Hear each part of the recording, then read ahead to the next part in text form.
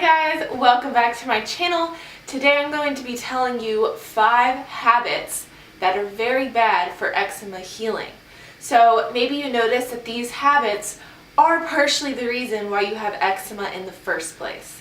So jumping right in, number 1 is eating out. So do you go to restaurants often? Do you sit down at a table and have someone serve you? Are you going to fast food restaurants? Are you going through drive-thrus? Are you trying to go to Starbucks? All of these things will contribute to inflammation in your body because you maybe don't know how they're cooking your food. So maybe you think you're doing everything right. You just ordered a salmon.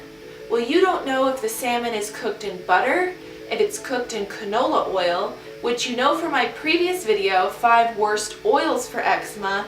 Canola oil is very inflammatory. So I highly suggest you guys start to eat out less and less and less. If you don't know how to cook, there are so many videos on YouTube that can teach you how to cook.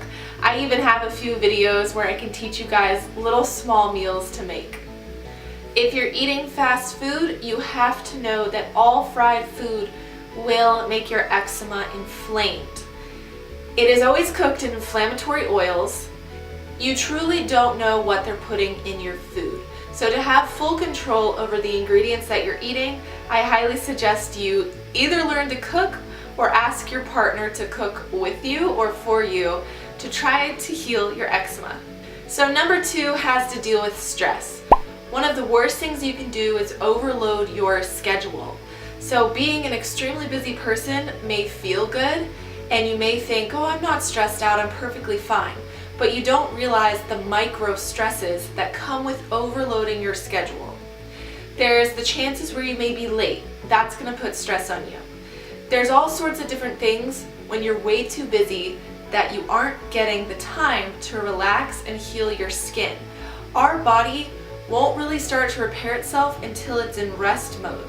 So have you ever noticed that when you go to sleep and you wake up, your skin looks much better? It's because your body got a chance to rest.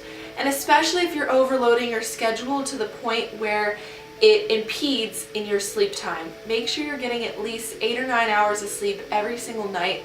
And if you can't do that, you maybe need to prioritize the most important things in your life. Like maybe you do work, but then you also play a sport, but you also do this other thing. One of them may need to go, or you may need to do it less. Give yourself at least an hour a day for relaxation. Number 3 has to do with bathing. So one thing that a lot of people do on accident is they use hot water either in their showers or their baths. Very hot water is not going to help you. 1, it's going to make your skin extremely red. It's probably going to make it itchy because you just made the skin irritated. And 3, you are wiping your body of the good bacteria. Hot water kills bacteria. So if you've ever taken probiotics, you know that they should be stored in the fridge.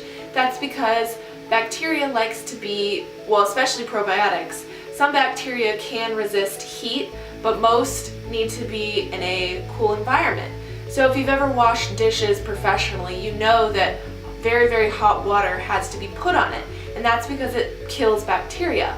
But what you're doing instead is killing the good bacteria that lives on our skin, and that bacteria helps our body fight off anything else that might try to put toxins into our body. So what I suggest instead is taking warm baths or warm showers. If it hurts to touch, do not get in the shower. Make sure that it's cool enough. And if you can't really figure out the temperature, ask someone else to come in and put their hand in the water to see if it's too hot. 4 kind of goes along with the same thing. Stop using antibacterial hand soap. Stop using hand sanitizers because they're doing the same thing. They're wiping your skin of good and bad bacteria. What you should do is Castile soap is one of the best soaps you can use. Try to look that up on the internet. Castile, C-A-S-T-I-L-E soap. So what you do when you get home, like let's say you just went to the supermarket and your hands were touching everything. Come home and wash your hands in a Castile soap and also use essential oils to get rid of the bad bacteria without getting rid of the good bacteria too. When the bottle says kills 99% of germs, it's really saying kills almost all the bacteria on your skin. When that happens, your skin will become very, very susceptible to getting bad bacteria. So for example, if you wipe the good bacteria on and then you go out again, bad bacteria has clear access to your body. Number 5 is a habit that I hear a lot of times with new clients. We always kind of have the same story. And the story is that you're probably a stress eater. You probably have binged eaten, or you have overeaten many, many times in your life. So one thing you need to do is notice when you're starting to stress eat. Stress eating is going to impact your gut. If you have leaky gut, it's going to make leaky gut worse. It's like, if this is a funnel, you're just pushing a bunch of stuff down into the funnel and hoping that everything goes okay. If you do overeat, one thing you can do is take a digestive enzyme. Digestive enzymes are really good at breaking down whatever you have to digest. So basically all of that food, a digestive enzyme helps your body break it down into smaller particles. Okay, so those are the 5 worst things you can do for eczema healing.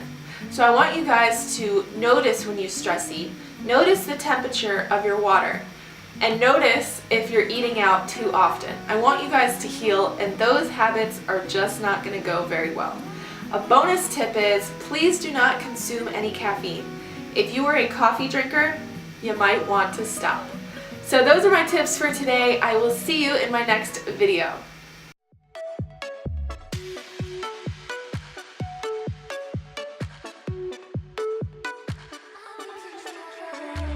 I like crashing waves.